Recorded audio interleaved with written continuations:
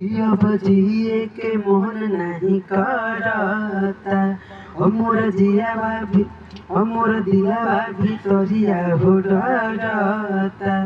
कि अब जिए के मोहन नहीं करता हमर दिलवा भितरिया हो डरता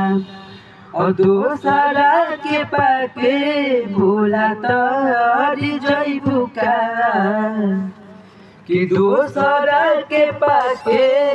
बोला तोरी जइबू का